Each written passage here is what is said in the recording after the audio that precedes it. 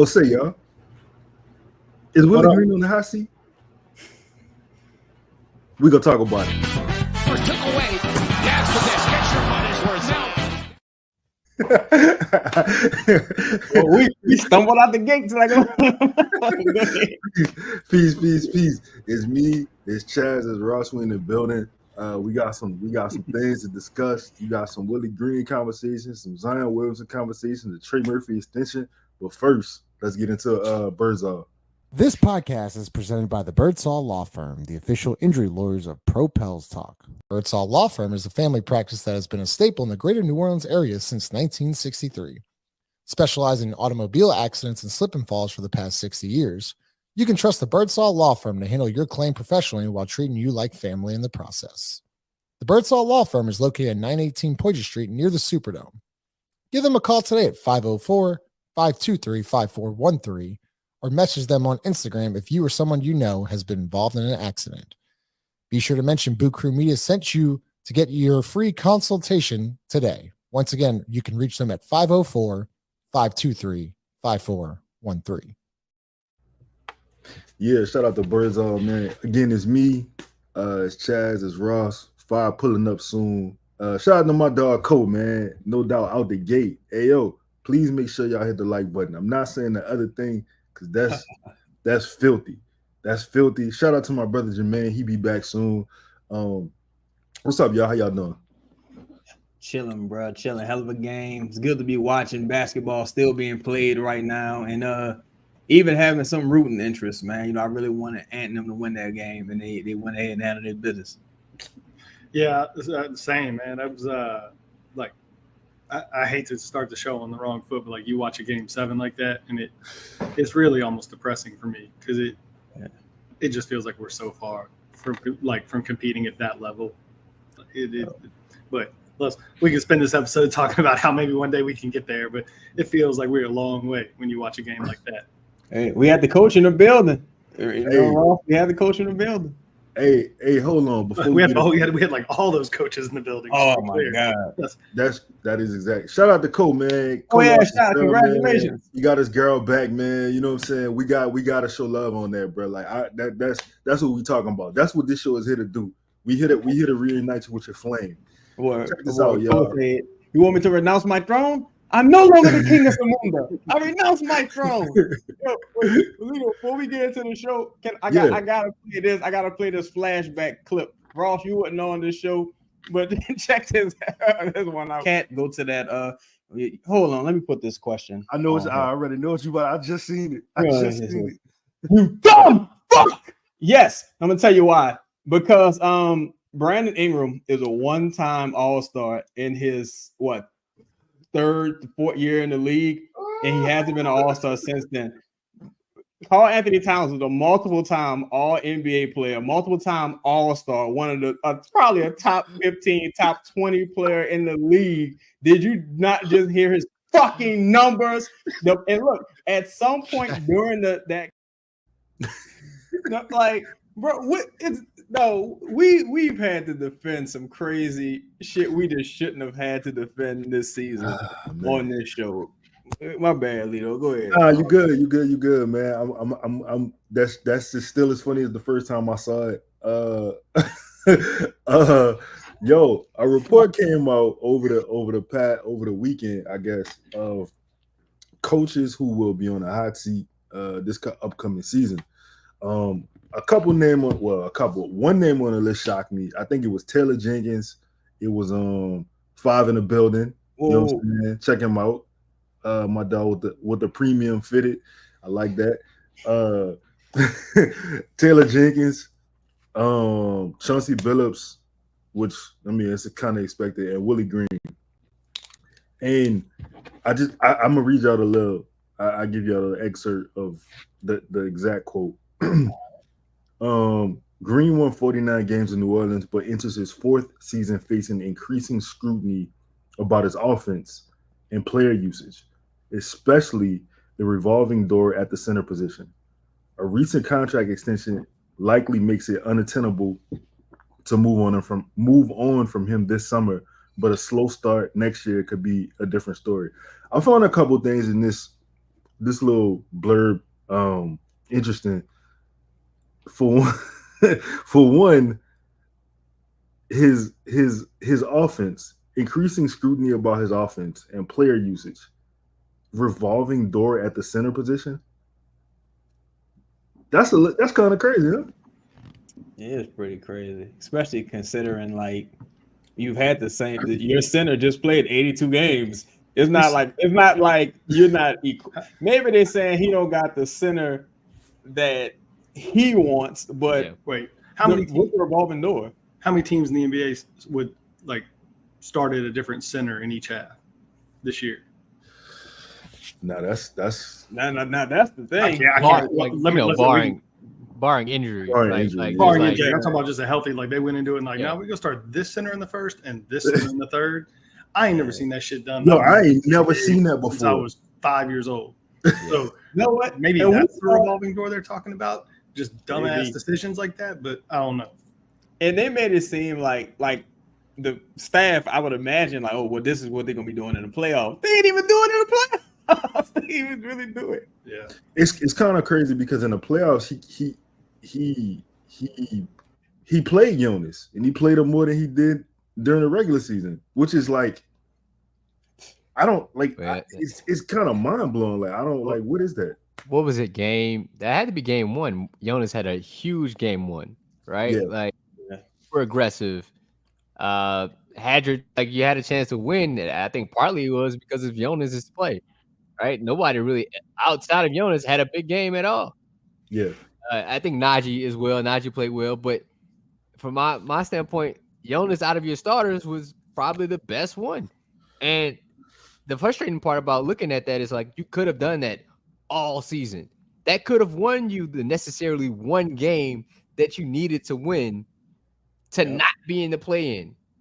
Yeah. You possibly could have just faced the Timberwolves as the 6th seed. To Fav's point, that game one was 13 points, 20 rebounds, but that's coming off 19 points and 12 rebounds in the playing game against Sacramento. What game was it where he scored the first 11 points? Was that game 2 or game 3? I think that was game 2, if I'm not mistaken. Yeah, game 2. Game 2, 19 points, 7 rebounds, 2 assists. I mean, he probably had one bad game. Well, what up, Nat? Let me see what my dog in here. Oh man, check him out, man. What's up? He probably had one bad game in the playoffs, and that's that was game 3. He was 7 points, 4 rebounds. But I guess let's talk this Willie Green hot seat thing, man. Like Willie Green's coaching record, we know this well. Just you know what I'm saying. There's a shirt out there. You know what I'm saying. I don't know if y'all familiar with it, but the shirt is it's kind of important with coaching. Let me see. We got it up there? Yeah. So the coaching record, that's the first season right there on the credit card, 36 and 46. The second season, 42 and 40, and then midway through we had the 34 and 24. And obviously things didn't end up that way. This season ended 49 and 40 and 49 and 33. Is, in your opinion, I'm gonna go around the panel, but in your opinion, we'll start with 5. Is Willie Green on the hot seat?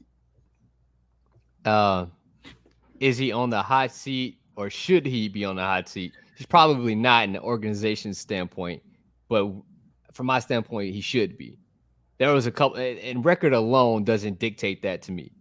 I thought there was some things that he should have done differently that he didn't do throughout the season. In my opinion, he doesn't have an identity when it comes to like winning basketball. I think this team plays a lot of pickup basketball from my standpoint. And to be honest, I think Brandon Ingram will agree to that. He said they won on talent alone. Yeah, that'll win you some games. You have a talented roster, and that's why, to be honest, I can't necessarily judge the staff per se or the guys that go out and get talent or scout talent, I can't judge them fairly because when you do get talent, you don't necessarily develop. And I think that falls at the coach's feet first rather than anybody else's. Like you look at Minnesota, you look at Denver, you look at we can look at Sacramento, we can look at any other team that possibly could have been in a play, or just any other NBA team. They have a system, then you know what they run, you know what they do.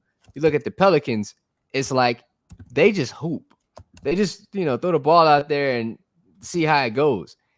You can't judge anything because you don't have anything stationary to stand on. And that's my issue with Willie Green. That's all I've said this from the jump.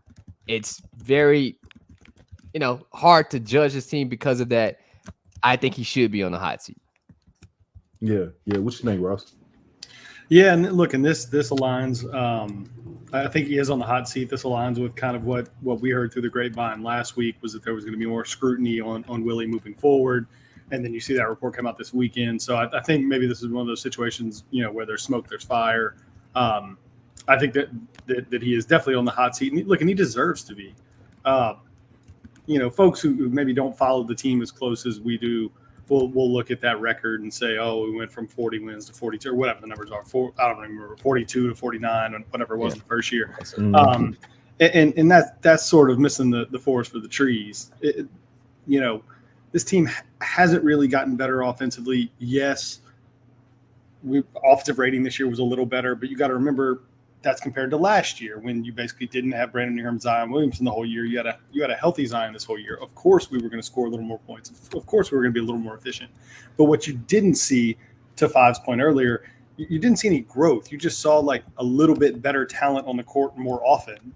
And yes, that led to more wins, but it didn't lead to a better product. And that's what you saw when you got to the playoffs and you didn't have Zion. You saw a really poor product. I think a lot of that goes on Willie Green. Look, some of this stuff about him being on the hot seat is I'm trying to choose my words correctly here. I think some of this is a sort of a deflection away from David Griffin, who should also be on the hot seat. But if Griff's intention by sort of leaking some of this stuff out there is that we're going to make an attempt to drastically improve the roster around Zion Williamson, and if we still don't improve next year, win a playoff series or two, well, look, hey, we tried, right? We gave you the backdrop of this team wasn't really healthy your first few years. Cool, we'll give you another year. Well, they were healthy this year. We still didn't really get any better. We were an 8 seed or 7 seed or whatever it was going in. And you don't win a playoff game, so you're kind of past the whole, well, we weren't healthy thing. For me, you give the guy one more attempt with maybe an altered roster of some sort. If it still doesn't improve, I mean, it is what it is. I think I've personally already seen enough, but I think it's reasonable to sort of give him another, whatever it is, half year, let him start the next year, see if anything improves. I don't expect that it will. But that's my opinion. What you think, Chaz? Should he be on the hot seat? Do you think he is on the hot seat? I just, I'm a analytics type of guy. I just go to the numbers. 0-21 went down going into the fourth, 29 blown leads, 11 blown fourth-quarter leads, 13 blown double-digit leads. And this is with Zion and Brandon playing 54 games together. I don't believe that Willie Green necessarily has the internal support. I think you got kind of like Gail, but at a certain point, I think you can get her to acquiesce to what's in the best interest for the team. To Ross's point, I look at some of the reports that have gone out, and man, it depends on what you believe, because I've heard a lot of things was said after that game 2, right? And for that part to make it out and some of the other parts not to make it out, to me, it seems a bit intentional. That Brandon's statements to end, even though I don't really want to hear nothing he got to say about no Willie Green, but his statements to kind of end the season, stuff with CJ. Willie Green never really, he's always just touted as a cool young coach. He's never really like, oh, people might say he got these guys playing some defense, stuff like that. But he's never like thought of as like this mastermind, or he's never even thought of as an upper echelon coach amongst the upper echelon coaches. And a guy like that, he's just not gonna ever get a team. He's not gonna be responsible for a team overachieving, and he's just not the great equalizer. I do think he's on the hot seat, and I really think they kind of just looking for a reason at this point with him. And I'm not too worried about his contract extension to the reports note, because Willie Green probably making like $2 million a year, something Gail could probably wipe her ass with, honestly. And I believe it's a short extension anyway. So if you're talking about paying him a couple million to go somewhere else, to go be happy somewhere on the bench with Monty, he probably go by his business. Like he probably will welcome it as much as anyone else. Truthfully, I think he knows he's in over his head.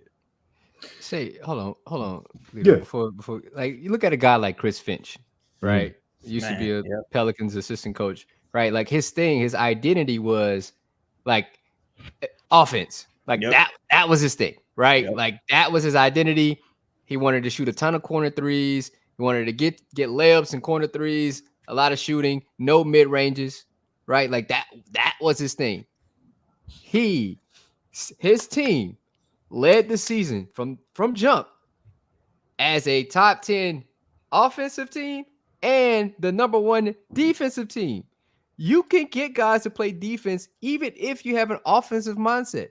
That's not this isn't football. Mm-hmm. Like your identity does not have to lie in one place. Right. Like that guy, Chris Finch, led his team to say, hey, we're going to play defense and we're going to really be good on offense. Like that's the point I really want to make. Like just because a guy is forefront on defense, like he's pushing that doesn't guarantee you wins. Like you have to be able to play both sides in basketball. And I think that's where Willie Green kind of misses the boat a little bit. Just to answer the question for me, I think all right, hold on. Before I answer the question, I want to respond to Cole, right? Because this is valid. He did just receive a contract extension. But Cole, keep in mind, you saw him do this. You saw Griff, that is, do this with what is his name? Elvin. Yeah. He gave him a contract and then he still fired him. But I think, in my opinion, Willie Green. Stan. Like, yeah. I think Willie Green is personally, to me, is so many things that he has to catch up to in order to become a competent coach. And I think the first time coach learning curve was probably just, it was way too much for him to grasp. And it's not just his fault. I think the organization failed him as well. There was really nobody on the bench holding him accountable, or I guess, mentoring, teaching him. And like Charles had a quote up here where he said, force is not a strategy. Like, yeah, dog, like you can't just one line speech your way into the pantheon of good coaching. It just does not work that way. I think Willie Green is a good assistant coach. It was crazy. You know what's crazy? He has a player development background. If you listen to Devin Booker talk about how he helped him excel in his career from a development standpoint, it's kind of baffling the lack thereof here. Now, obviously, a head coach does not have the time to put into developing players on his own, and you would, like you would institute your assistants or your developmental guy to do that. But why are they not doing that? You know what I'm saying? And you have good developmental guys in Brew, and whoever. Go ahead, Chaz. I think it's just like everybody ain't meant to have money. Everybody ain't meant to be in that leadership role, because the humility and the self-realization goes out the window. You got a guy who just he excelled in one area and had his strengths, but as soon as he gets the title, now it's you go from getting $30 haircuts, now you're getting $500 haircuts. Like, you know what I'm saying? You go And now you think you John fucking Gotti. And it's like, yo, wait a minute. You're not even supposed to be here. You kind of fell into this gig. You should try to like hone your craft a bit more and, you know, put some people in position who are good at their gigs and give them the bandwidth to do what they need to do. But we saw a lot of times this season, even the people who were brought in to help him, his unwillingness to listen to them, you know, his unwillingness to buy in. And I mean, just with no real rationale, just because I said so. Like, you know what I'm saying? I don't want to do it because I don't, that's what I don't want to do it. I don't want to do it. And like, look where you at the end of every season, bro. Like, play in what, three seasons? No, what, 4 seasons? You've been playing. No, this is 3rd season. You've been playing team 3 seasons in a row. Ever since it started, you've been the playing pals. Yeah. You got 100% play-in appearance thing. Like you got the leading scorer and the leading rebounder in play-in history. Right. So come on, man. Hey man, shout out to Thomas, man. Appreciate you, Thomas. He kind of pretty much echoed what Five just said. Off top, Finch and Demps was in trying to build the big front court type team.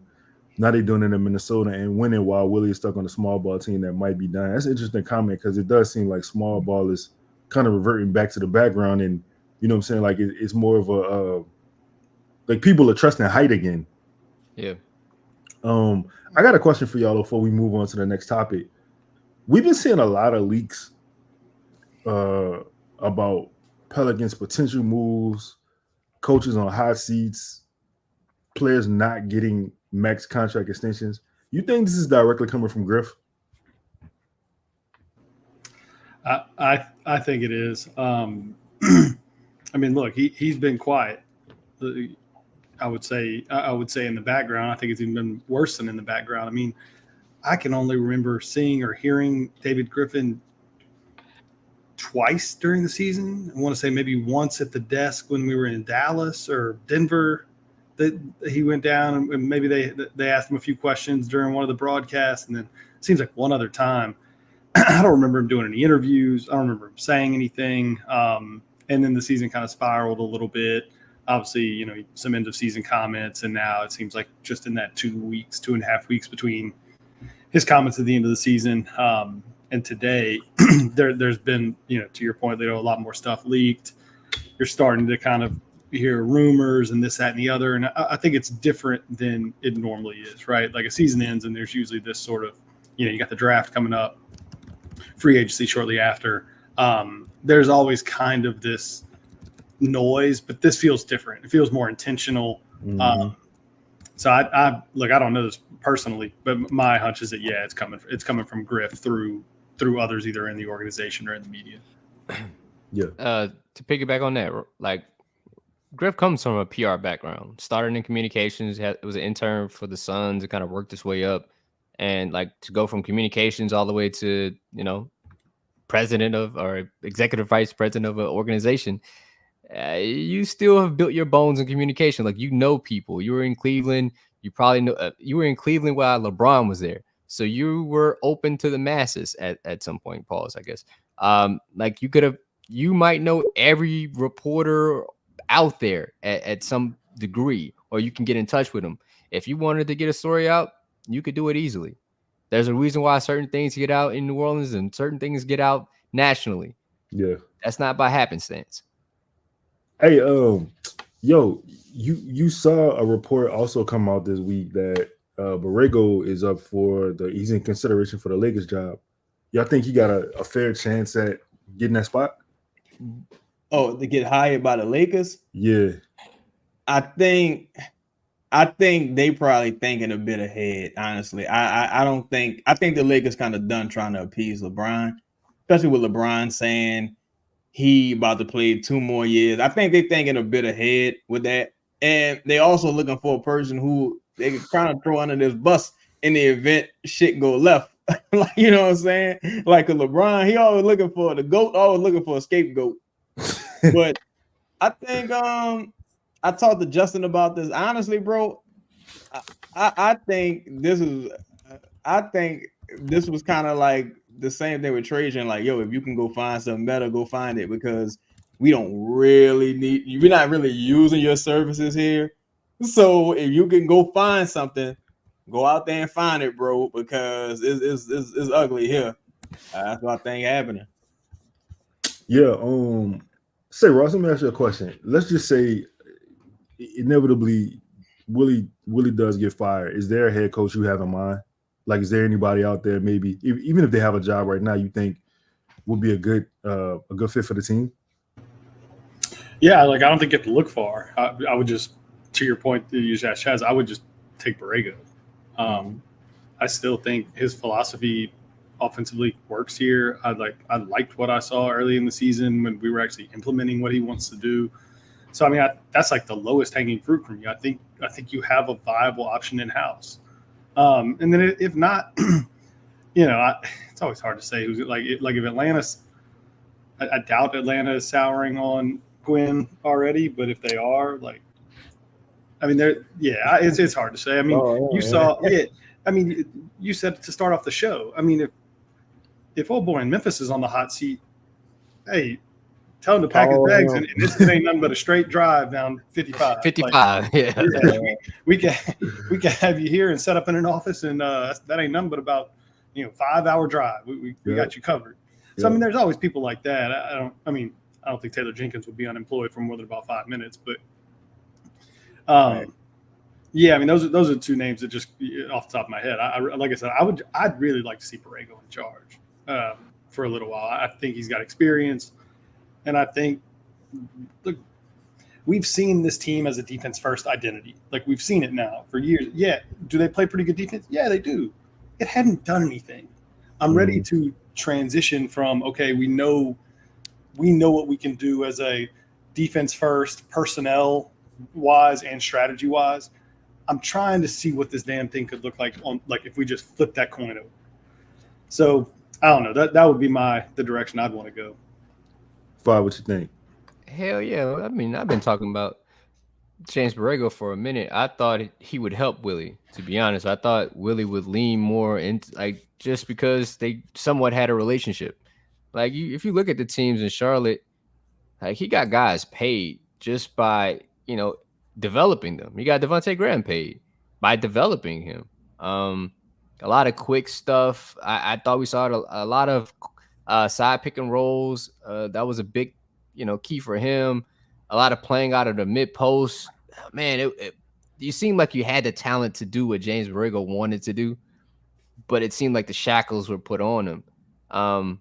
Maybe a muzzle or two. So that would be the first person. And if Taylor, that's the crazy thing. The fact that Taylor Jenkins is on the hot seat, that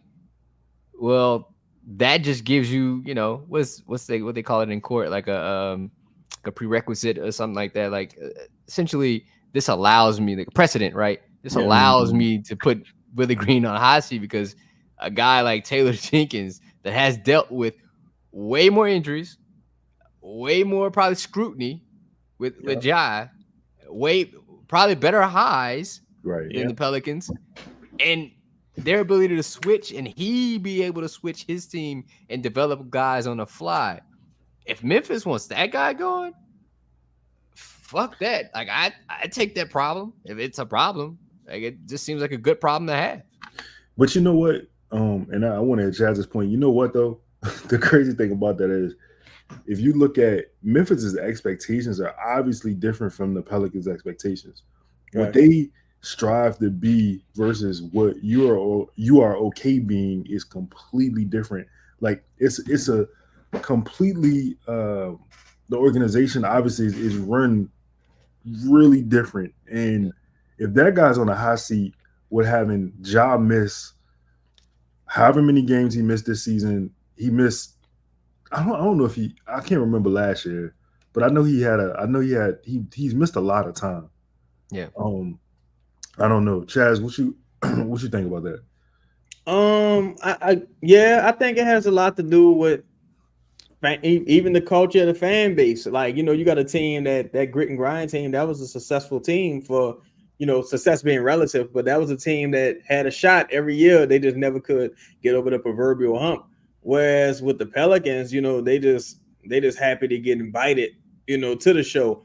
I think you gotta, at this point, if you're the Pelicans, you gotta start the culture shift. You gotta start the culture shift. And I think a new coach, someone with a stronger voice, someone who is respected, I think that'll lead to the culture shift. I think things already get so lost in translation with this team anyway. Like the coach don't really know what this person knows, don't know what that person knows. It's like, fine, that's good. Let's keep it from the coaching staff to the players. Bring it, get a coach people respect, so put that coach in position to succeed with the right players, guys who are willing to buy in and do things the way they need to do them. And I think this team has the opportunity to flourish. You look at even the Bucks. The Bucks ain't afraid to make changes, and I even think the Bucks one ring was kind of like fluky. Like, you know what I'm saying? So you're talking about a perennial first round, second round team that in their mind they got a chance every year. As long as they got Giannis, they going for it. They gonna keep this like you not good, all right, somebody else. You not good, all right, somebody else. You not good, all right, somebody else. Doc probably only got about another year or two, like, really to figure it out. So I definitely think it's been time, honestly. I definitely think this is Willie Green's last year coaching the Pelicans. But I guess before we switch this conversation, though, I mean, and I know we're talking about Willie Green, but like, how much in terms of, I guess, like weight you would give to something, how much is important this offseason or early next year, like continuing to evaluate Willie Green or whether he's the head coach or not, or improving the roster, right? Because for me, I don't know that really anyone is getting more out of what we have right now. I mean, sure, maybe let me not say that. I think somebody could get a little more out of this roster, but not nearly enough to make you competitive on the level of what I just watched in this Game 7, right? Or like what Boston has done all year. We just don't have that personnel, at least in my opinion. So what's more important? Giving the next coach the proper assets to be competitive, or finding the coach and trying to build, let him develop and do, with what we have. And obviously you still have to make improvements, but I guess I'm just trying to get y'all's opinion on that. I'll answer first. The issue is, right, like, we don't know what foot to go first. And the problem is, if you had a coach that had an offense or had an identity, then you would know what type of guys to get to plug and play. Right. Even if it failed, it looked similar. Like, all right, cool, we're going to grab these guys because maybe Brandon would have had a better season. Just, okay, cool. This is how we're going to play using Brandon. We see that it's not necessarily working with Zion, but at least it's something. It looks like something we're working on, and it's just not connecting all the time.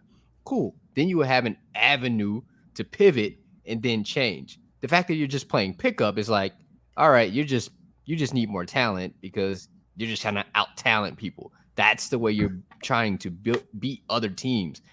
And to be honest with you, Ross, I disagree with the fact that I think this team could have competed, not necessarily beat these other teams. I wouldn't say they win all of the series. They might have been able to beat OKC because I think they had some flaws.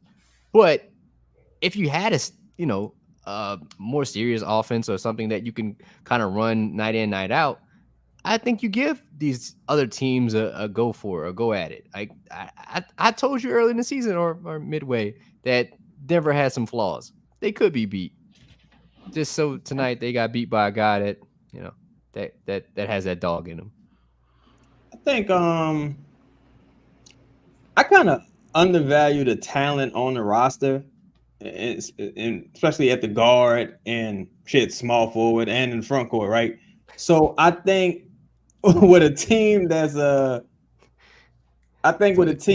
like super talented, you can get away with a mid coach, right? Because they're gonna cover up a lot of his flaws. And in the event that you do have to, it's like you got a great defense, you can get away with a game manager quarterback, right? You just got to be competent and not fuck up. I think by the roster being flawed, and to me, Willie Green probably being one of the absolute worst coaches, it makes it super difficult to kind of evaluate him like, well, damn, if I give him this, would he even be good? Like, you know what I mean? But I do think I don't even think the Pelicans roster reaches a baseline for the modern NBA. And I think that has to be addressed no matter what. Like, you at least got to give the next coach some three-point shooting, some consistent three-point shooting, some guys who aren't like broken down, like some guys like who aren't making minimum aren't making like $10 million. You know what I'm saying? You gotta, the Pelicans are oftentimes, they rummaging through the scrap heap. Like, all right, we need a big. All right, go get Cody Zeller. All right, we need this guy. All right, go get Matt Ryan. All right, we need a backup point guard. I found Jose Alvarado. Like, it's like, yo, at a certain point, you need like some high level talent and see where the chips lie from there. So that's what I think. I feel like just get the roster to the baseline and get a competent coach, and then move forward from there. Then you can fully evaluate that coach. Yeah, that's kind of what I was going to. I mean, it's like, even, I know we've talked about Minnesota and we talked about Towns earlier, but like, the team's got 4 All-Stars on it. Like, yeah. I mean, yeah, all right, cool. Conley made his All-Star team, whatever, 7-8 years ago or whatever. But like, Conley was like one of the top 5 point guards in the league at one time too. But like, that team has 3 legitimate All-Stars on it. And Ant, who's rapidly ascending to one of the top handful of players in the entire NBA. I mean, you watch that game tonight, like, we're just not there. We not one move away, like, from that. We just aren't. I mean, like, you see it even with Denver, and Fav's right. Like, Denver is one of the teams that really hasn't done much, right? It's just like, yeah, we got Jokic, like, and he's incredible. And they ran into a team that just happened to have the proper pieces in place to eventually kind of wear him down and make it difficult. And he played 47 minutes tonight, and like, you saw it at the end. Like, they got 2 legitimate 7-footers, Naz Reid, who's 6'10", 6'11", or whatever. Like, eventually, Denver just didn't, like, I saw somebody just make a comment about Michael Porter Jr. Like, that team's got 1 All-Star on it. Like, they got Jokic, and who's the best player in the world. But like, at a certain point, they bogged down and couldn't get anything done. Yeah. I mean, you look at Boston, 4 All-Stars. Like, we're just, I don't know. I just look at teams that are in the conference finals, kind of ignoring the Indiana one, just because who they've had to play thus far. But I don't know. We have some talent on the roster, but we're not at a conference finals level of talent. I don't even know how close we are. I agree with you there. I guess my point in this all, like, you take Mike Malone, put him in take Mike Malone, put him in New Orleans, take Mazzulla, put him in New Orleans, and put Willie Green in Boston, put him in fucking. I think Mazzulla is coaching this team better than Willie Green would, and that team is probably not in the fucking playoffs. That's all I'm saying. You know what this series taught me, and this goes into the next segment as well. What this series taught me, and I was saying this earlier this year, a lot of times your best players, they'll just play to a draw. To me, Jokic and Ant kind of played to a draw tonight. It's your second and third best players be the difference makers. If Zion dropping 40 in the Lakers game, let's say he gets hurt, cool, he's out. Can Brandon and CJ be the guys? Can they give you just enough to put you over the edge? And I think we saw, like, this season, it's like, nah, y'all ain't. Nah, you can't. You're not gonna be able to play D-Lo. You're not gonna be able to play better than D-Lo. You're not gonna be able to play better than AD. And that's just gonna be the consistent. Like, I don't trust. I wouldn't, even Zion doesn't get hurt. I don't trust Brandon and CJ versus fucking Aaron Gordon and Jamal Murray. Like, I just think it's not gonna work. And this it sucks.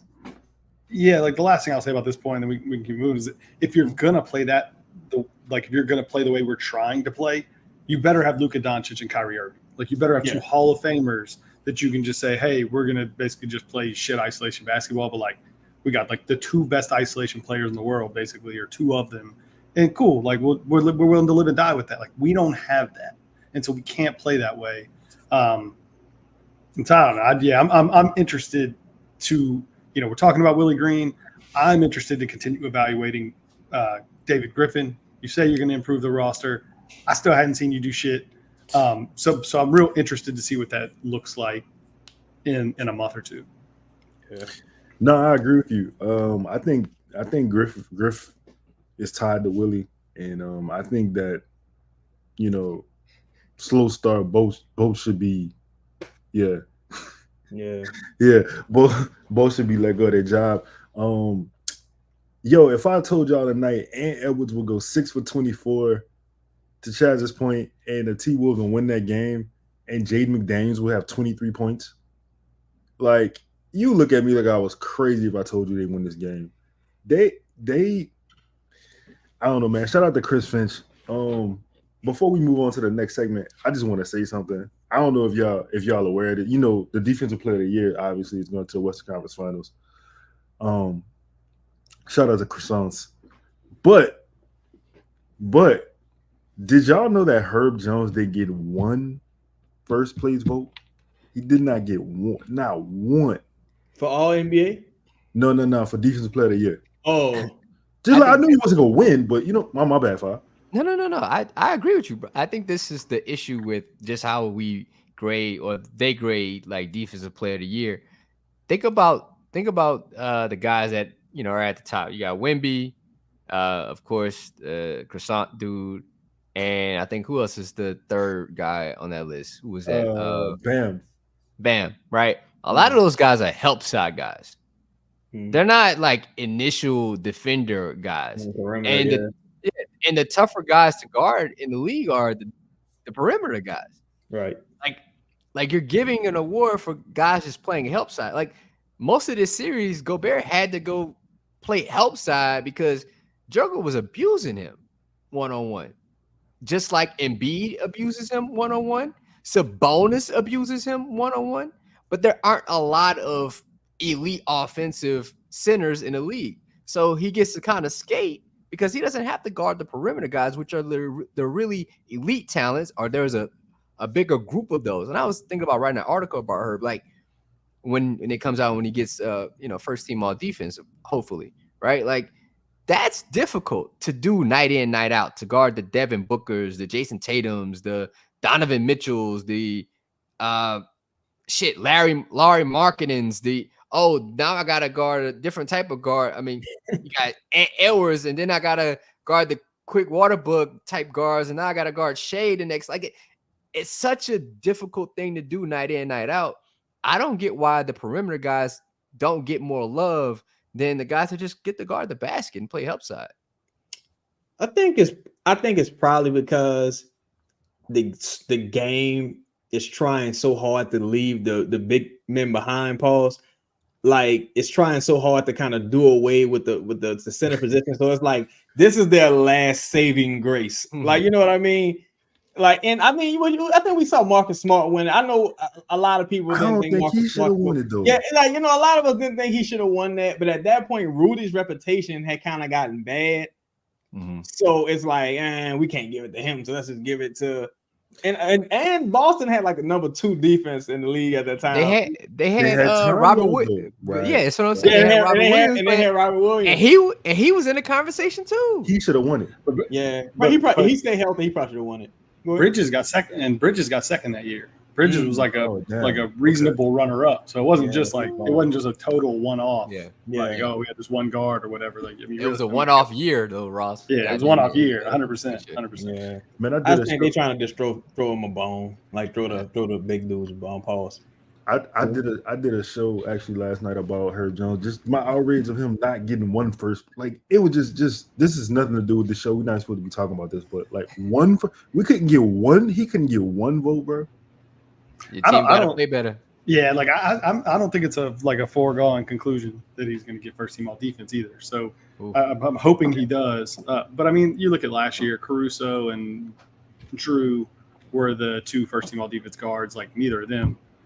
Yeah, neither of them got a first place vote. They didn't even really get very many votes at all for defensive player of the year. Like, do I think Herb is? I know we've had the Herb and Drew conversation. Is Herb a better defender? Maybe. I mean, probably, maybe not. I don't know the answer, but either way, it's just tough. That like the big, like the elite rim protectors in a lot of cases guard their man plus to 5's point or playing help side. Like if you get somebody who's really making a huge difference, and can be that big of a deterrent at the rim and block shots and do all this other stuff. Like they are, there's.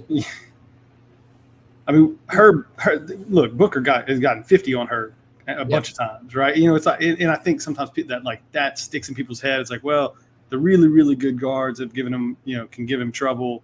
The team still ain't worth a shit.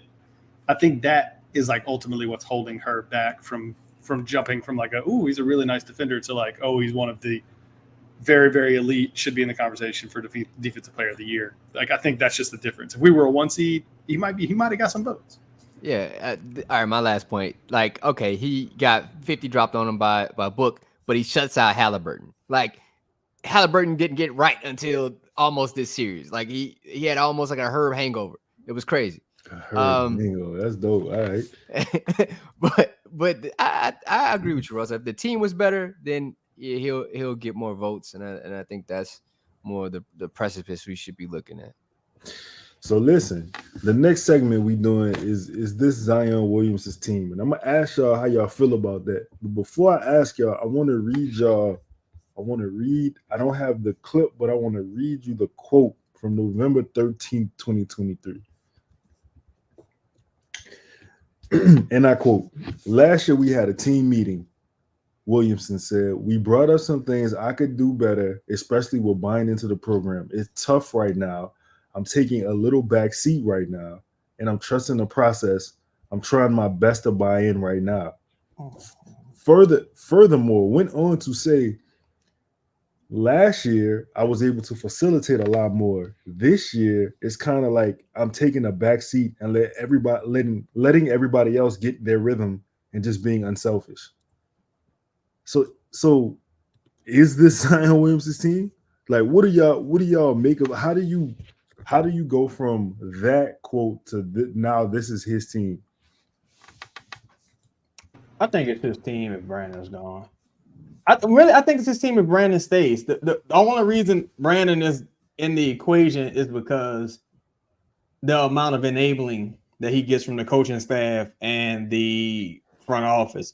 But I think at this point, the talent kind of just rose to, at this point, we're talking about a guy who may be a couple tiers below, and it shouldn't be much of a conversation. Like, we're talking about two seasons of data, and you still ain't really. Let's take Zion out of the equation, right? CJ got as much of a right to say it's his team as Brandon does. Like, you're not clearly better than me. You're not. I got, I'm the one with the real history out here of, head busting. But like, I'm the one with the, I put a little pause in there just in case. But I'm the one, I'm the one who, like, I'm the one on the news. I'm the one, facing the media after these games. I'm, you ain't what you really did more than me. Like, you know what I'm saying? And that's really where we are with it. I think if you can't really go into this situation to say it's anyone else's team, like, because realistically, who you gonna say? It's Herb's team. They tried that during the season with Griff saying, Herb's the only alpha on the team. Shout out to Nap, man. Nap's grinding meat bag in the buns. But, but nah, they try to say it's Herb's team. I want to thank the Lord. I want to thank Coach Harbaugh. Fucking love you, man. Love the shit out of you, man. Hey, I ain't gonna lie. We let you slide. You was. Oh no! I meant to say that. That was just he gonna take a shot at me in the fucking chat. He think this is free reign around here. That last second one was flagrant. We got to hold some people accountable around here. I can only let so much. We can only let so many feet go across the line before we got to throw a flag. Yeah, like during the season, Griff went out of his way to say, this is Herb's team. Like, Herb's the alpha here. Like, you know what I'm saying? And like, all right, that's kind of bizarre for you to just come out and say that. And now he's coming out and saying, well, I'm not gonna just build it around one guy. I don't really know what he ain't like, oh yeah, hey man, you gotta wait the third second for that.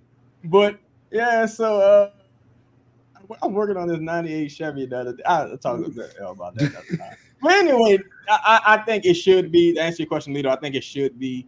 And I think moving forward, the talent kind of just rose to the top, and they don't have a choice at this point.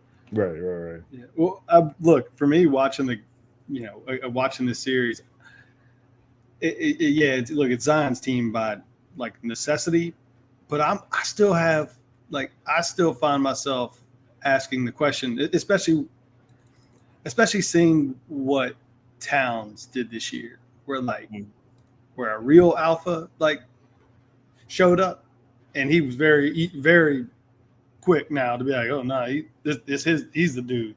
I'm a good player, I'm an all-star, but this his team. I don't is Zion more that, or is he more Ant? And I don't have the answer to that question.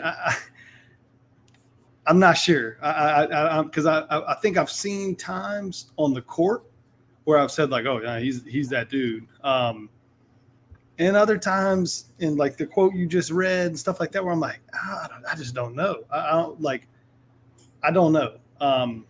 I really don't know whether Zion is Towns or Ant. I mean, I think, it is his team, but does he know that? Does he want that? Yeah. Why are we even having this question to answer and going into year 6? What are we talking about? What are we? Hey, bro, you should have taken this team a long time ago. It should have been yours. You should have and I don't know. From my understanding, you're not a real coach until you're not a real, team leader until you get a coach fired. You don't take responsibility for a team until something like that happens. And hopefully it actually happens of his doing. Right?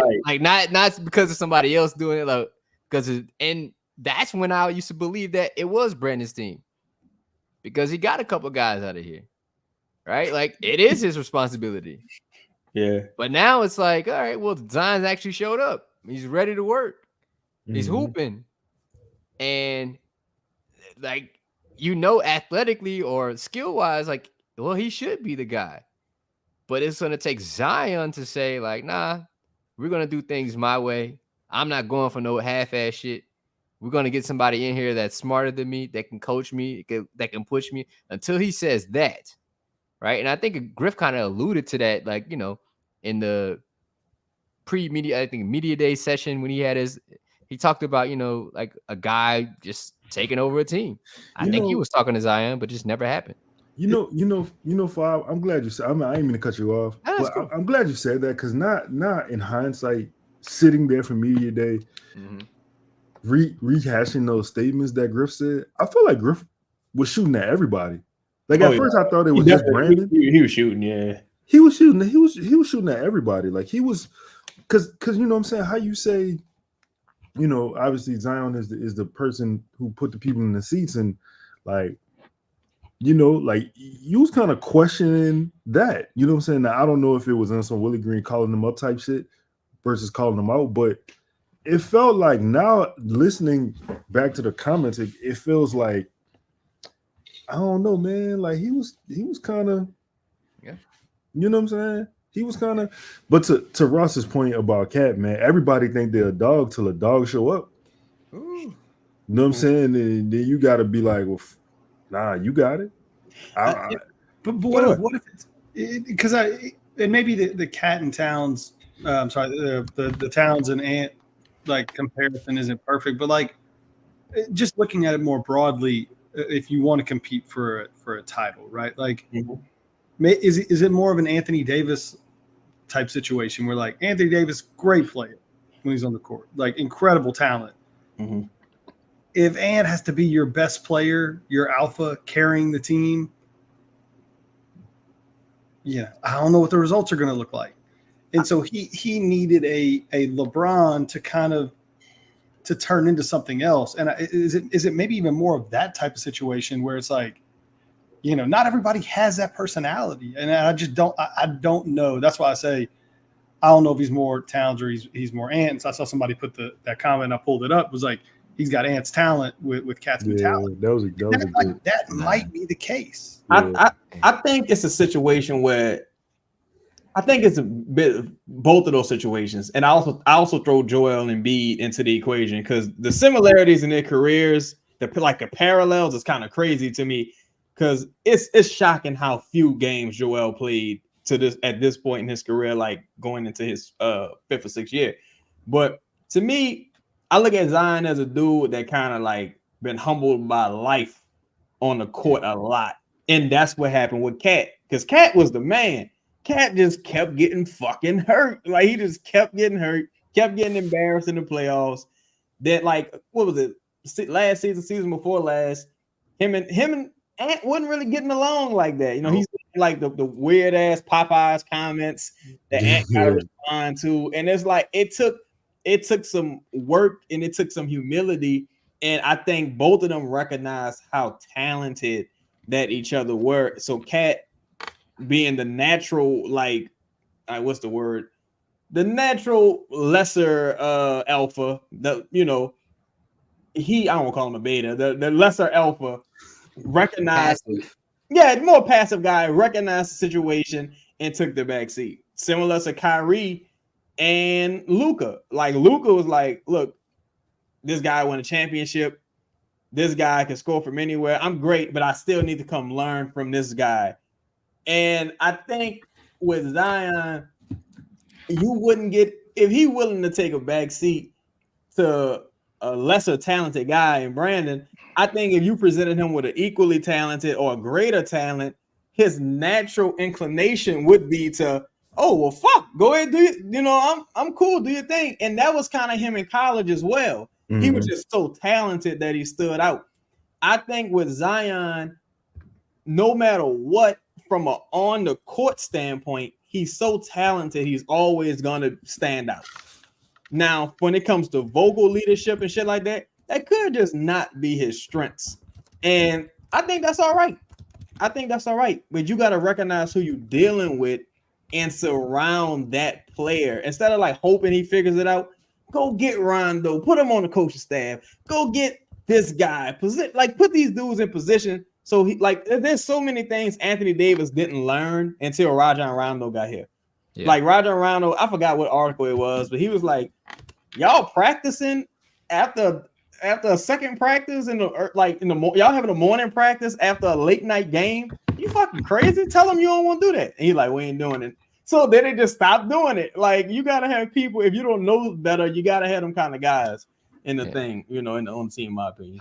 Hold on, before we move on. Somebody else. Got an echo? No? Yeah, I'm hearing. I heard it when you were just talking. I hear it, but is it me? I don't know. It's going on. It's all right. Whatever.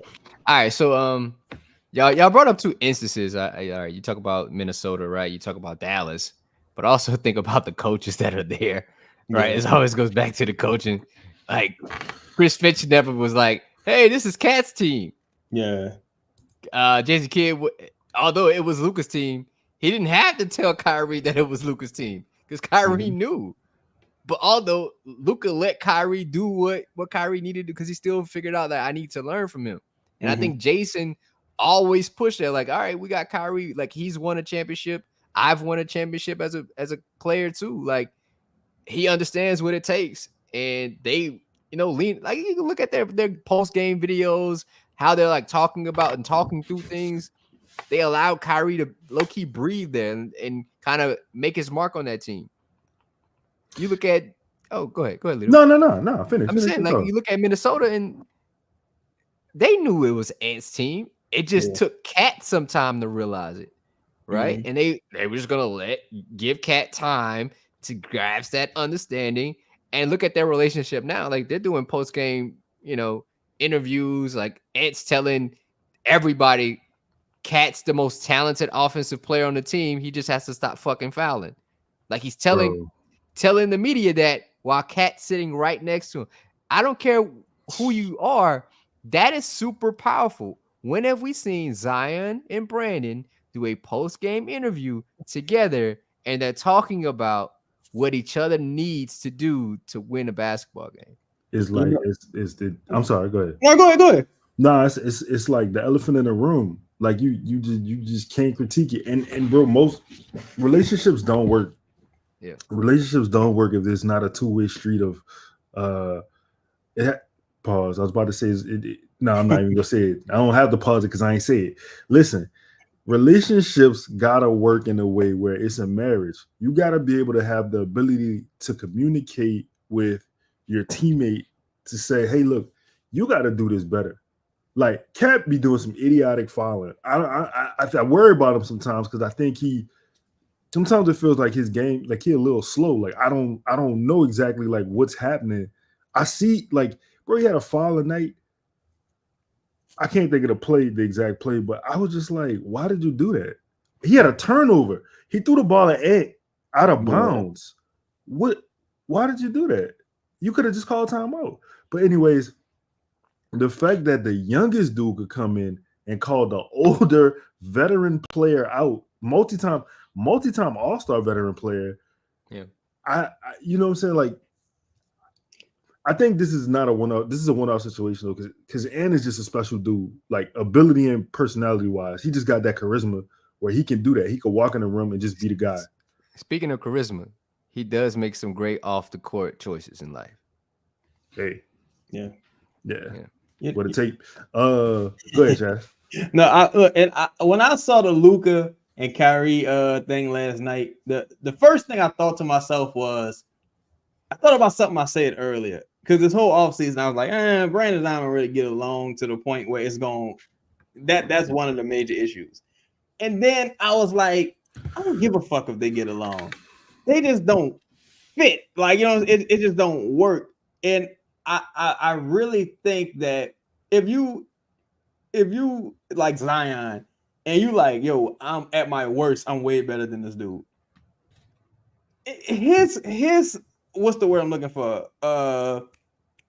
It's usually during the election term, like during the election. I'm gonna say his validation doesn't really do anything. Like I'm just let Zion do it. Like motherfucker, you ain't got a choice. Get out of here. But I think a young CJ, right? Let's say CJ at 27.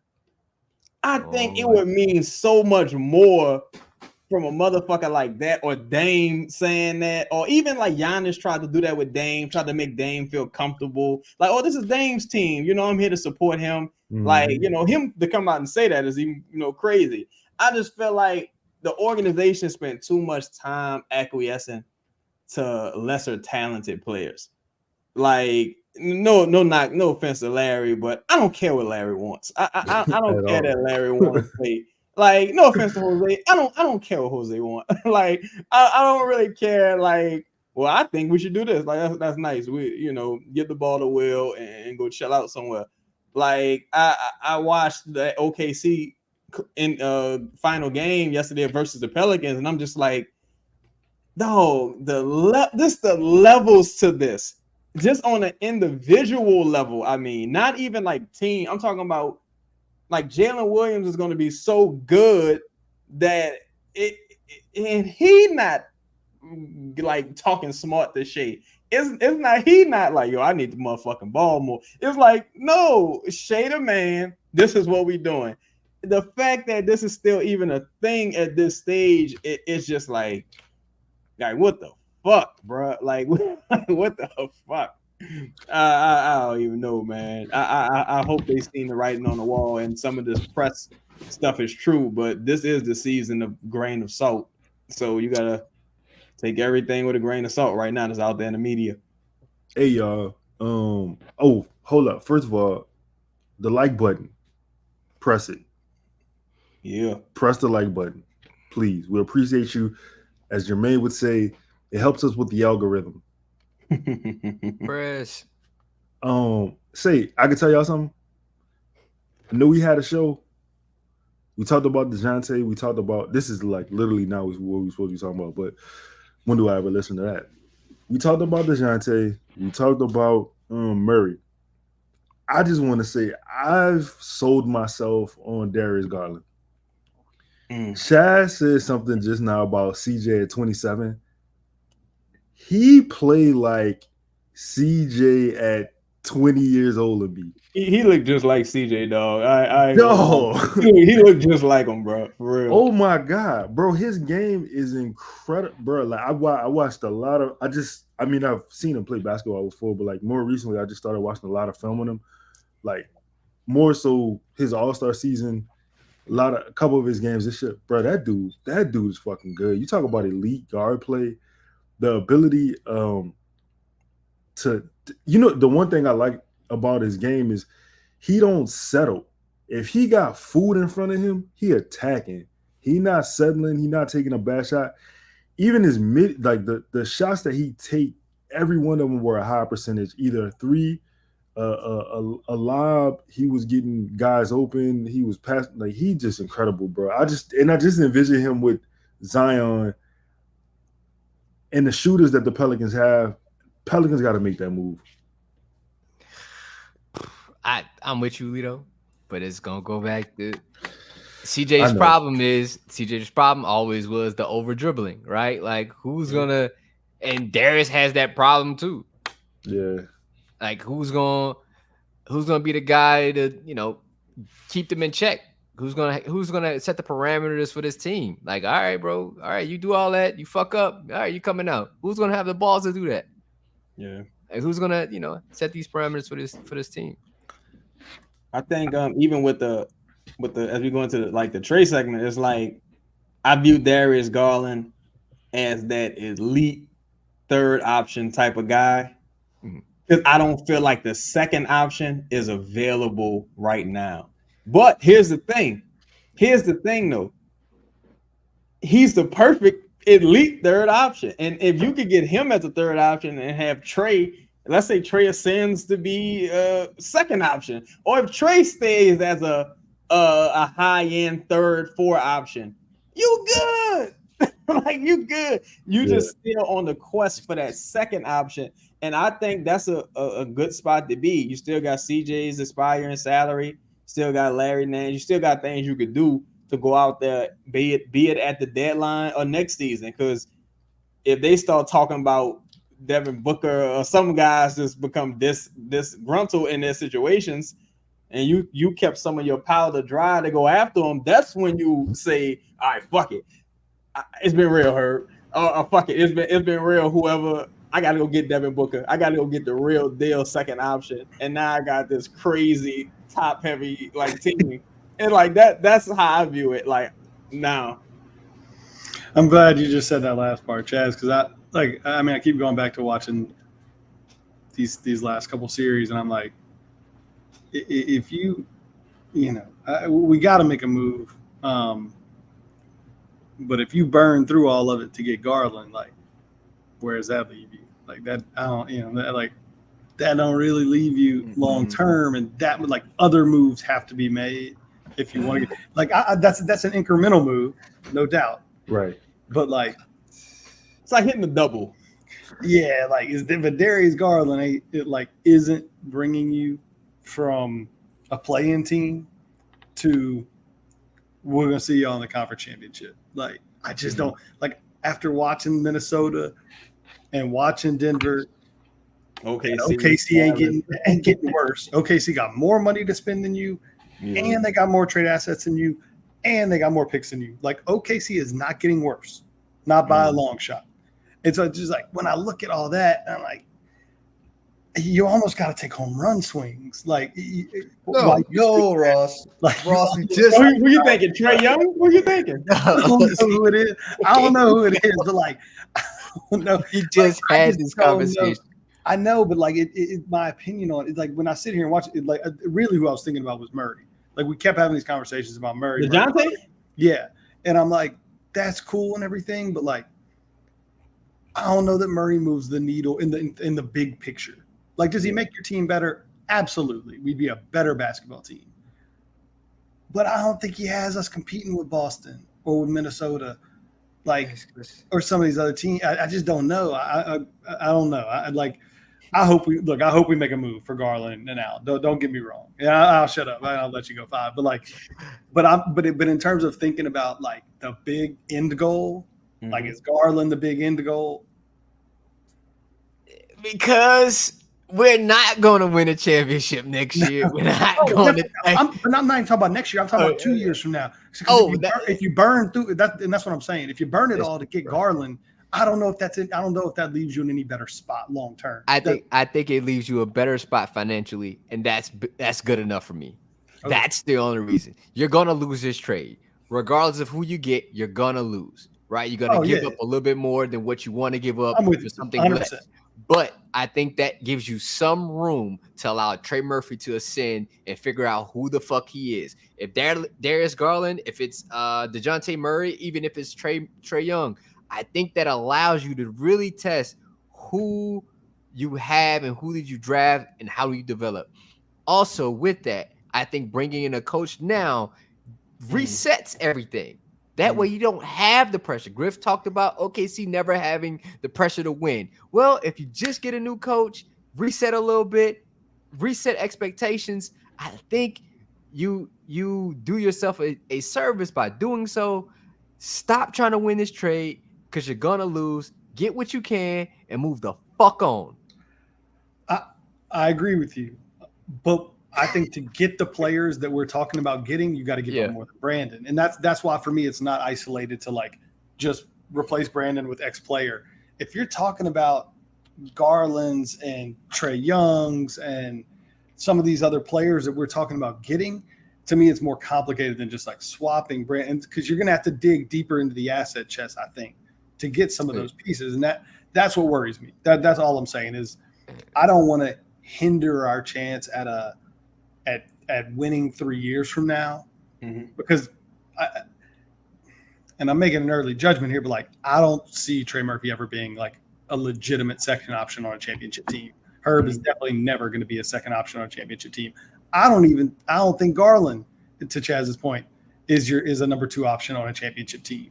And that's all I'm saying is like, if somehow you end up having to burn through more assets, because we've seen Griff do that, got rid of 4 second-round picks to get rid of Devontae Graham. If we end up having to burn through more assets than necessary to make this first move, does that ultimately leave you in a worse spot? That's all I was saying. But I agree with you, Long, in general.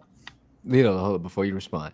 All I'm saying is, if this season we don't have Brandon, all we have is Trey Murphy, maybe we have Darius Garland, and we were like the 7th or 8th seed, that would be more of a success rather than having Brandon, having seen this team play together, and they underachieve. Like, the underachievement is more of a downfall to this team. I think you need a new set of guys and a new set of rules. That way you can properly assess how you want to see this team in the future. Because I think Trey Murphy's a good player. He could be the second best player on a fringe playoff team, maybe a 6th seed. He could be, depending on how good your number 1 guy is, right? And how good your offensive is ran through the coaching. But you don't know that because you don't have the other pieces around to really figure that out. Yep. Oh, go ahead, Leo. So look, this is my caveat for that though, Ross. I agree with you. Darius Garland alone does not move the needle. You are not winning anything with Darius Garland. You gotta get Jared Allen also. You gotta get Jared Allen. The synchronicity that they have already. Oh yeah, them two, dog. Yeah, chill. Don't do that. The chemistry that they got already, right? You bring that to this team, and then you've solved 2 burdens that you have. You are about to let JV walk. You are bringing in his replacement, who is would admirably fill his spot, right? You talk about Ross. You said home run. You talk about swing for the fences. You gotta bring both of them. You can't just get Darius. You gotta get Allen and Darius. Now, how you do that, I don't fucking know. But that's not for me to know. Now, here's the thing. I look at it like this, Joe. Ultimately, the Pelicans got avenues to kind of replenish their quote unquote war chest, right? I don't really feel like, I think with Darius and Allen kind of being on like the outs with the organization, if what's reported is true. The minute Spider agreed to that extension or signs that extension, he's like, all right, what y'all doing on the wing? Even if, let's say in the event you get one of them, I don't think Allen costs you that much. I think you're probably looking at closer to an even swap just because Garland, because he had 2 down years and he already come out and say, I don't want to play with this motherfucker no more. So that kind of tanked his value a bit, to a degree. Now you got teams like Orlando, stuff like that, that could kind of, will be in the running for a guy like that. But I think the Pelicans, and I'm glad you posted that. See, that's why I disagree with the Brandon evaluation. I think kind of like what Five said, I think Brandon is the 3rd option on a good team. I don't even mean like a contender or nothing like that. I think on a good team, he's the 3rd option.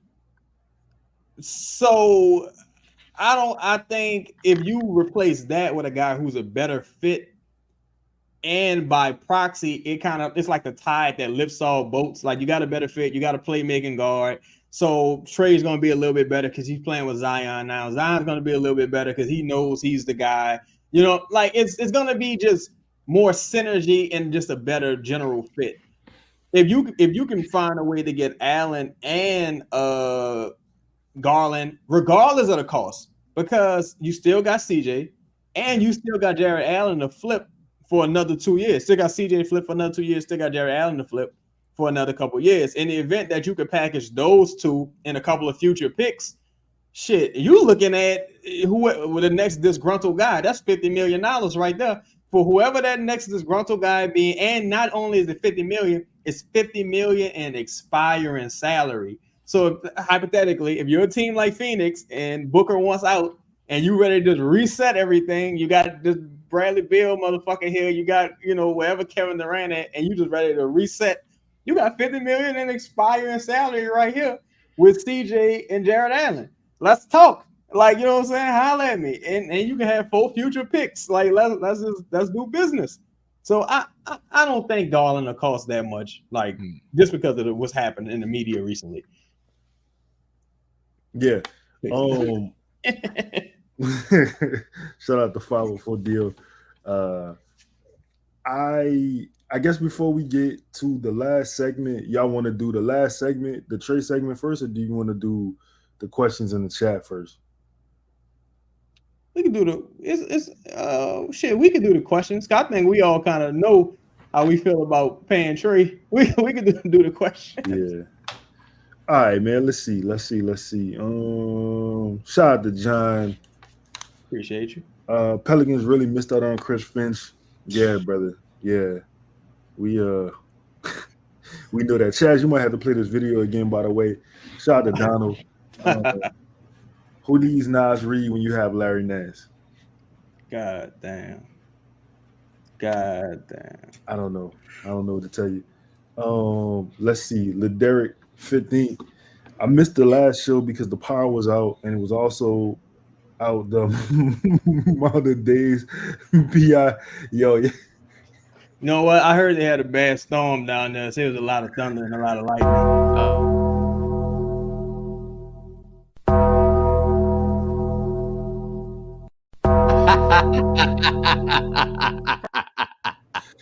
Yo, that's crazy. Team that shit up.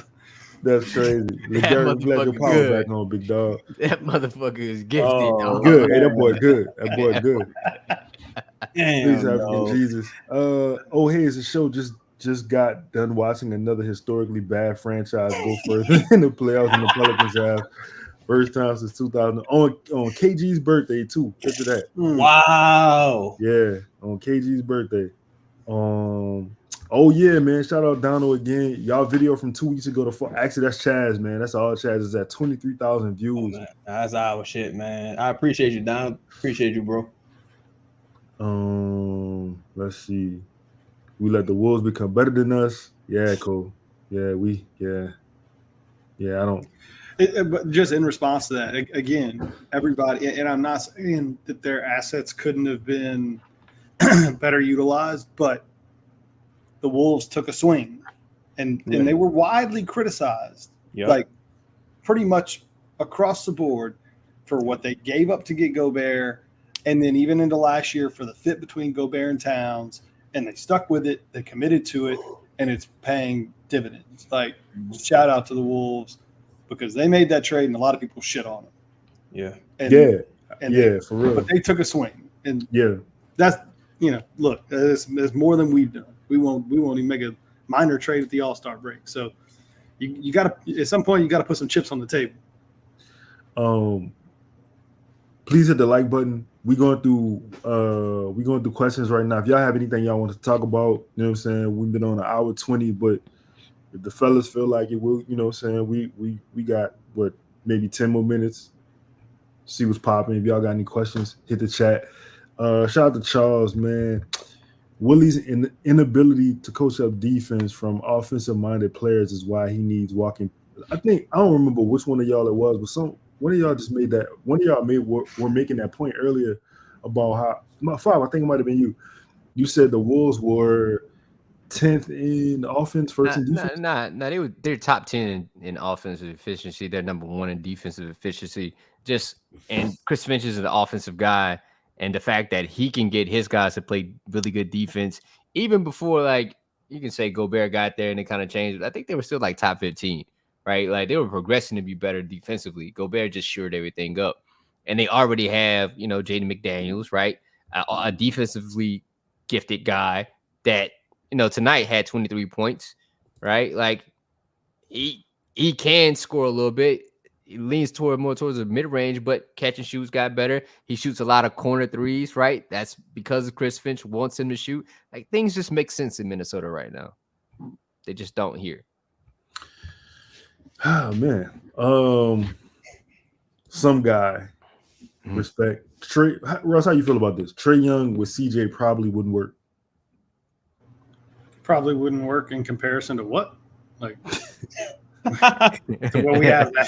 Like, I think it'd work great compared to what we have now. Would it work great in terms of like winning a championship? Like, I don't know, probably not. But like, I'm comparing everything versus what I have today, and I think it would work just fine compared to what I have today. So everything is relative, right? It's like winning 49 winning 49 games. Some years that's great. Some years, well, yeah. You still have 19. That's crazy. Lil Derek again. Do y'all think JJ will coach here? How things ended? Lil Derek, I can answer that one. No, he would not. I don't think that Griff would hire him, and I don't think that he probably would even want to coach here. Ran into JJ at STK in Vegas.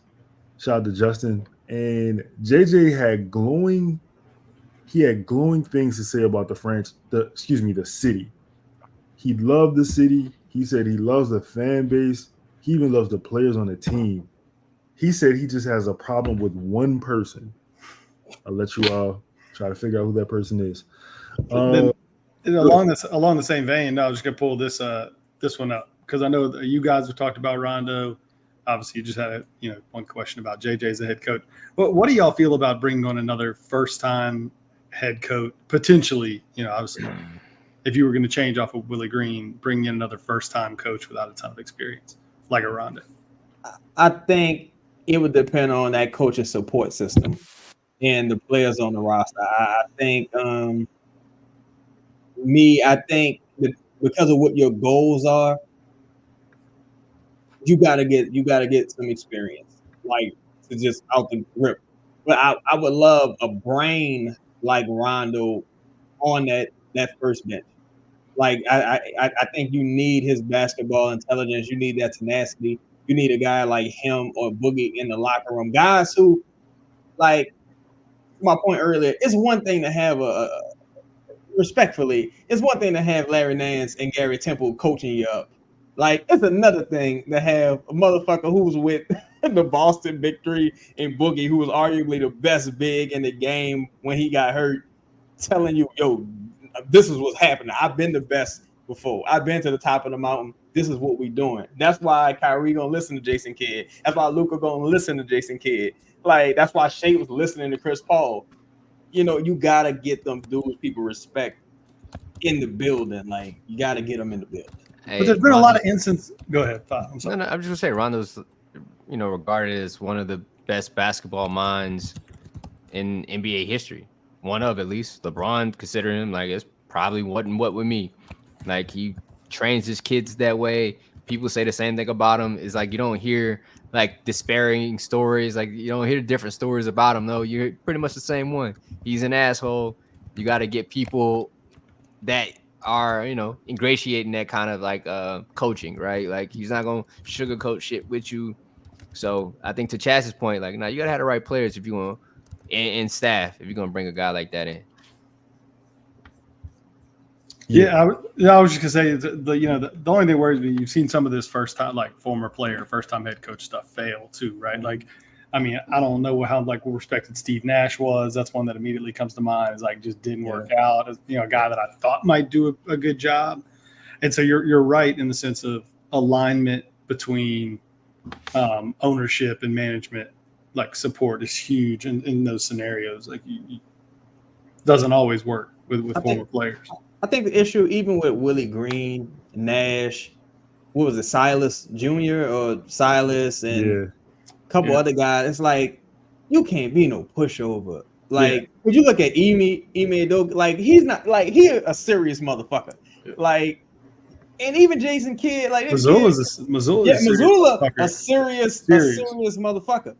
If you a person like a Rondo or people who like you just command respect, that's gonna flow through the rest of the players. Like you may see a whole totally different shift in some of the players' personalities as an extension of the head coach. Like, nah, fuck that. Or I can see Rondo saying, you gonna let him do that to you? You gonna let him do that? And you going out there and elbowing a motherfucker in the face. Like I can see that. Jason said masterpiece. Hey, get the colonel get the colonel in the development department. But he got Mercy Miller balling. Shout out to his son. Yeah, Mercy, nice.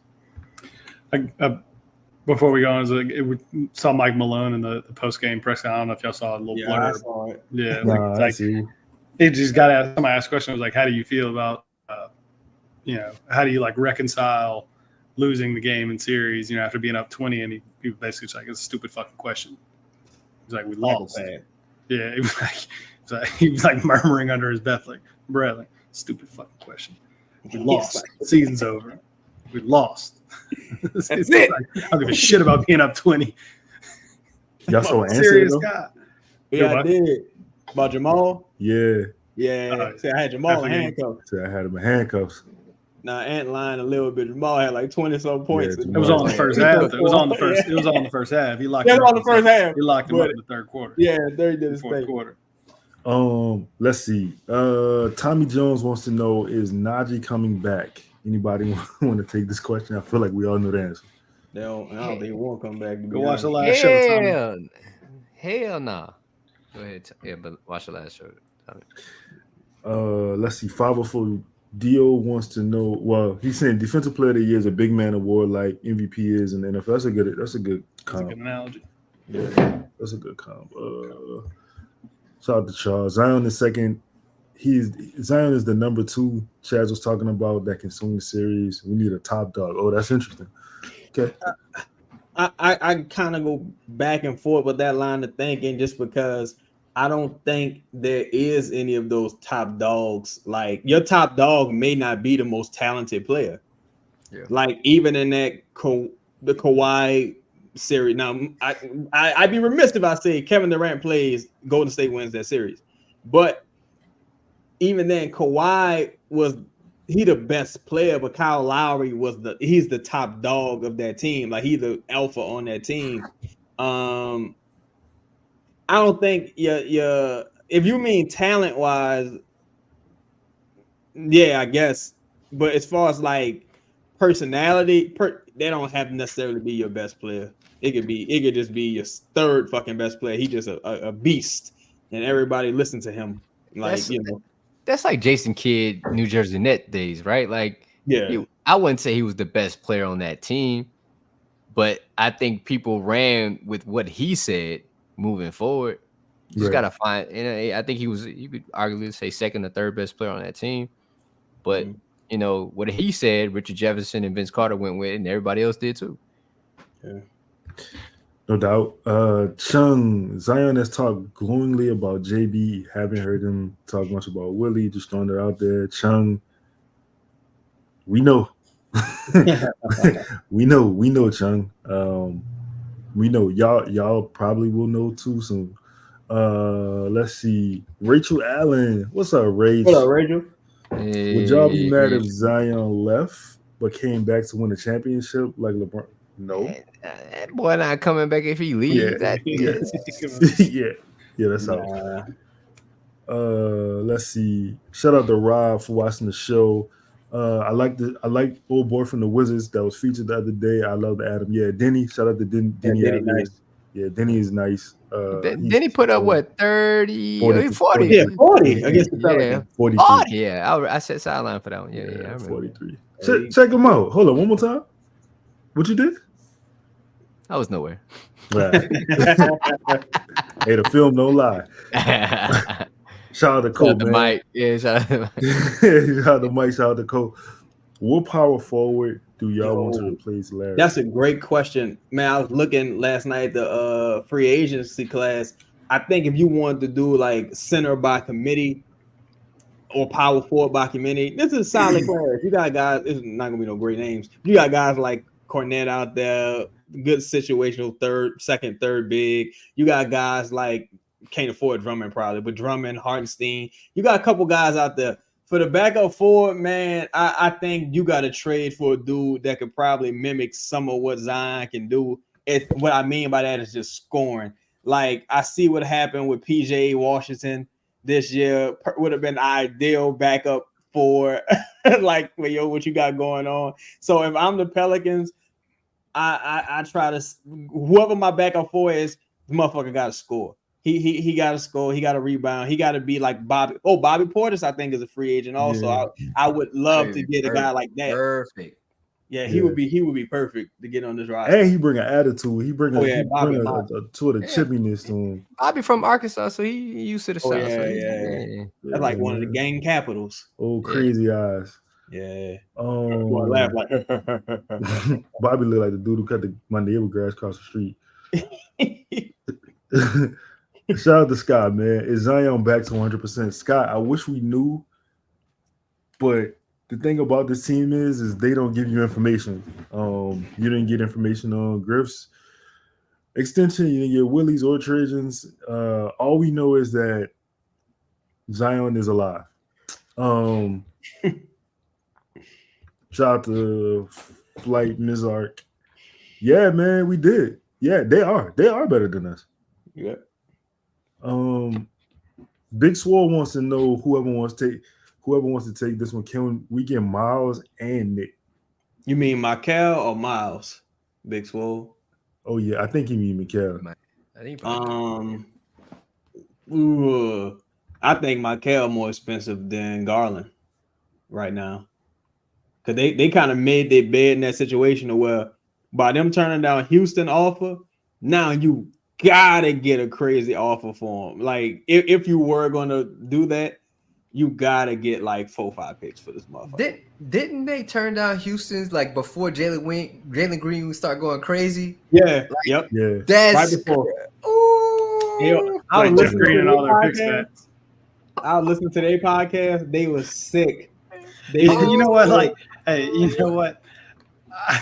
It's number 3 pick this year. It's the number 3 pick. Look, it's bad, but like, there's part of like the petty in me is almost like, nah, fuck you, I can't do that. Then I lost twice. Like, then you like you let the same trade get you twice. Like I almost can't even blame. Like, hey, yeah, we'll give you all your shit back. It's like on that movie. That stupid ass football movie is the one about the NFL draft. Anyway. Dude trades all the picks back.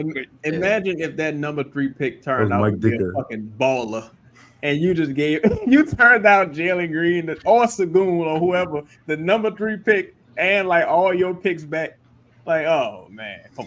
To answer the rest of that question, I mean, Miles Bridges is a free agent, but I would assume he's going to the highest bidder. I assume first off he's getting the fuck out of Charlotte.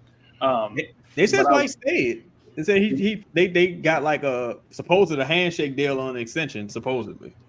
Because I think he after he took that 1 year or whatever, I think he's unrestricted. I would assume he played pretty well last year. I would assume Molly would just get a nice little payday. Yeah, he paid. Let's see. Do y'all think Five? You think Cleveland accepts B.I. and Nance Dyson and 2 firsts for Garland and Allen? I think they would. Yeah. Shit, I think 2 firsts. God damn. I think it got to be like 4. I think it's more. Yeah, I think it's more. I think it's more than 2. This is the exact conversation we just had. If it costs that in 4 firsts, you start to put yourself in the territory of like, what else I got? Like, well, shit, you got 9 in them, Richard. You got 9. Nine. I don't know if you got 9 anymore. But, nah, that's what I'm saying. 2 would be fun. I think 2 is substantial. I think I would, like to stay around that number. Because at this point, you're not developing Dyson. Larry probably wants to go back home. B.I. can probably get his money from Cleveland. Yeah. None of those picks we'd give him other than our own are very valuable. I mean, yeah. So that's why I think you got to be full. Let's say you give them the 27 pick, the Lakers 25 pick.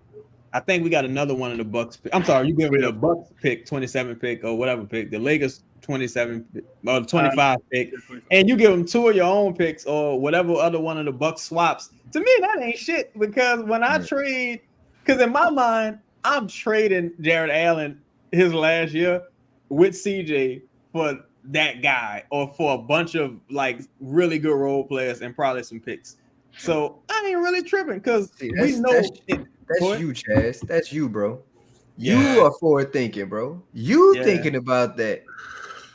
Here's why I don't think Cleveland accepts that deal. Mm-hmm. Because if I was Cleveland, I would look at it as B.I. could be gone in a half a year, right? Like he could be gone, right? Like we don't have any guarantee that he stays here long term. Donovan Mitchell might not like this motherfucker, whatever. Like there's no certain. His contract is up, right? There's no certainty. And to be fair, Mitchell's contract is up too. You could end up like they could end up if they accepted this deal. There's a very real chance in a year you got no Ingram, no Garland, no Allen, no Donovan Mitchell, Larry Nance ain't no good, Dyson's a huge coin flip, and a bunch of shitty picks. Like you could have taken a team that just had Donovan Mitchell not got hurt, competed with Boston in the second round series, competed with the team that was far and away the best team in the regular season this year. You could have taken that team and within 1 year turned it to fucking rubble. And I just don't think Cleveland, like, I don't know what they're like. Why this doesn't seem like it would be real appetizing if I'm the GM of Cleveland, that I would expose myself to that much, that I would go from where I am today to exposing myself to that much risk. I think if you Cleveland, you don't do a deal like that unless you get the okay from Spider. And it looks like by all accounts, he's going to take the money. That's what Brian Windhurst is like. I've talked to people who say both things. But, it looked like he's going to take the money just because you can always just request out later. Right. But they can pay him up to like $60-70 million more than any other team. So you take the money and then you figure the shit out later, right? But to Ross's point, if I'm Donovan Mitchell, do I want to play with Brandon Ingram? Is that even a fit? Like, you know what I'm saying? And if you Cleveland, I can just go try to get. I keep saying this. I can try to get Jeremy Grant. Like same thing, cheaper, shoots the 3, plays defense. Like I'm paying Brandon for his potential at this point, going into year 9.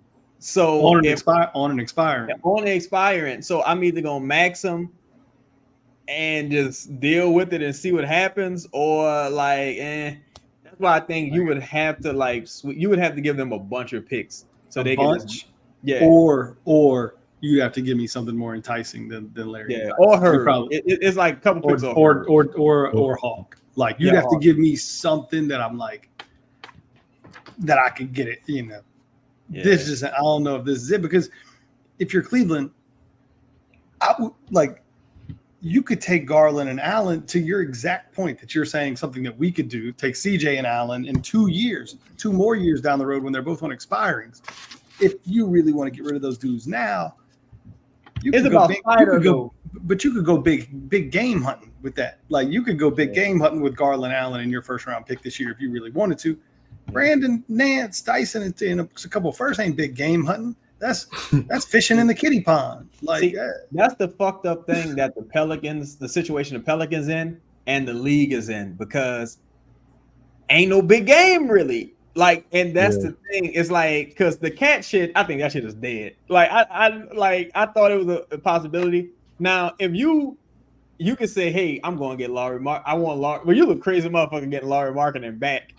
Like, you look crazy at this point. But I think you're gonna see Paul George going to Philly. Like, it's almost Philly or Clippers, right? Yeah. Do you really want Jimmy Butler? And Brandon probably the better option in that situation, just because of youth and health, right? And the next person is, do you sign Tobias Harris? Like, it's you desperately need a wing. You don't need a point guard, and you got your point guard in Spider. You got your big in Mobley, who's supposed to get the max. These two people are the outcasts in this situation, and it's like, who the best option out there? Chaz, I thought about that earlier. To your point, I think the league has a talent problem, and I don't mean like the abilities problem. Yeah. I don't think there's a lot of great basketball players anymore. Yeah. I think that pool is shrinking at an alarming rate. People are getting paid way too much money. Not way too much money. I like cats getting paid money that they don't deserve. But I think the talent level of those guys getting paid is dwindling. Like their ability to, execute at a high rate isn't the same as it was 10 years ago. The money's just increasing. So, I think there's a weird dynamic happening, and I think the NBA needs to probably do something about it. So, and to your point on the money increasing, I think there's a lot of teams that are also going to sit on their hands and just try and sign their own guys, because you're right here on the cusp of that new TV deal too. So that's why a Trey Murphy extension is a no-brainer, right? Like that deal in 18 months might look like a steal, just by no means of your own. Like, you didn't do anything special. But this feels like because baseball. the cap was, or remember what was that, 8 years ago now? I mean, when people signed all these. Yeah, like the first time that cap really jumped, and it was like, you had everybody who had just signed those max extensions or extensions a year before was like, damn, them deals look great. But then you also had that big jump, and all the players that were free agents in the year when the cap had that big jump, you had some real bad deals too. So I think there's a little bit of caution in there on what teams are going to do too. So that's like an external factor. No, I just compared to baseball. Like, you just see teams just producing their own talent and just paying the guys that they've already produced rather than going big game hunting and trying to be the Yankees. Like, nah, you look at Houston and what they did with the Astros. Like, nah, we're just going to develop everybody and we're going to be fucking good and just pay whoever. And then, the vultures are going to come when we win championships. Right. You got the last two super teams failing that really kind of put a magnifying glass on the situation. Both of them happen to have Kevin Durant. Could be a Kevin Durant situation. Could be Kevin Durant's fault. He still coming to the Pelicans. It's he's not good enough. Oh my God.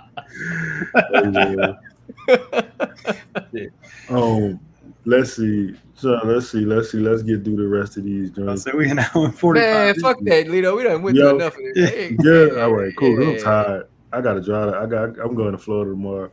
Oh shit. Hey. Oh yeah. Let me see some. Hold on. I know y'all. What a company burger thing at, man. I know they want that shit. Was we talking about Trey Murphy or something? Oh yeah, the extent. Push that shit to the next show. Trey Murphy go get his money, man. We ain't I got something for you. Trey Murphy, get your money, man, because you gotta let him have it. With no problem. With no problem, man. No discounts, Trey. Every penny, J Prince said, every penny due. I need every penny due, and I want to start. So that's fly pressure. I know we've talked about it, Chaz. I still think that, like, even more. I think he wants as much money as possible, but I still believe that's a factor in the timing. Starting, right? Yeah, like I think if they until the Brandon thing happens, like I don't know, man. Like you might just chill. I don't know if he's gonna sign up. Like I just don't know if he's gonna sign on that line, knowing like, wait, y'all rolling back with the same shit next year, and I'm gonna have to be fighting. That'd be scary for that. Telling you, we'll see. That's crazy. Y'all got anything? Audio Jungle.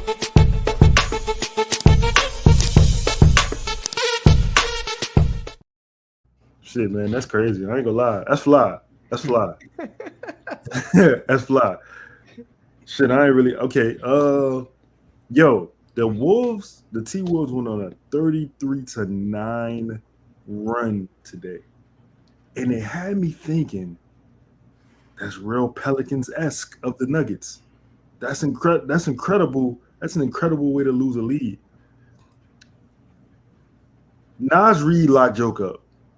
I repeat, Nas Reed locked Joker up. It was nothing Jokic could do when Nas Reed was guarding him. Man, 2 years ago, we made fun of the Wolves for trading a quadrillion picks to get Rudy Gobert. We made fun of them as Pels fans. We set up that we was on Twitter. I got the tweets. I favorited them. We made fun of them. And these people going to the Western Conference Finals, and we still don't have no starting point. We still at the starting point. There's no direction. We just relying on hope, compassion, force. You got to freaking fight. Y'all told me Cat wasn't good enough. He's not a good trade partner. We don't need that. Team's getting better than us every day. I'm tired of being a loser, guys. Somebody fix it, please. I'm tired of being a loser. That's all I have. Boy, Nas, not your legal type of fella.